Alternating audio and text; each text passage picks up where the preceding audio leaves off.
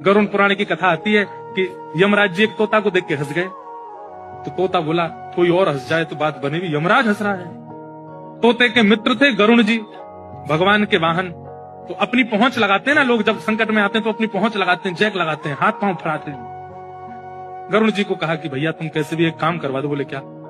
ये यमराज जी मुझे देख के हंस गए हैं, मुझे लग रहा है अब मेरे जीवन के दिन 4 बचे।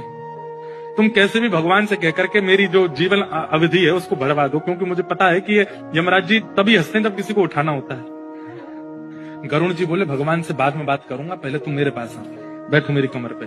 गरुड़ जी उड़ा करके उनको 7 समुद्र पार एक गुफा में ले गए और वहां भीतर ले जाकर के छोड़ दिया। बोले यहाँ रहो, यहाँ कोई नहीं आएगा, और ये 2-4-10 दिन यहीं बैठे रहना, सब ठीक हो जाएगा अपने आप।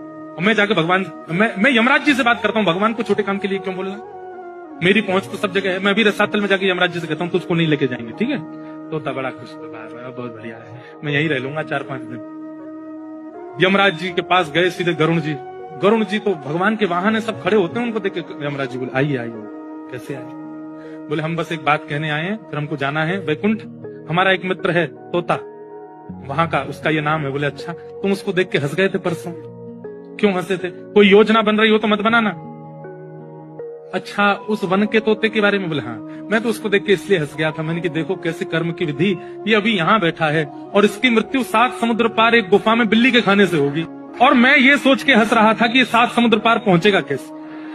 तभी यमराज जी बोले देखो देखो आ गया। पीछे देखा तो उस तोते की आत्मा आ रही थी, मर गया। गरुड़ जी बोले मैं ही छोड़ के आया था इसे। आप कौन से जन्म का अब भोग रहे हो आपको नहीं पता है भैया, वो नहीं टल सकती है। इसलिए प्रसन्न रहो, नाम जपो, कथा सुनो, खूब आनंद से रहो।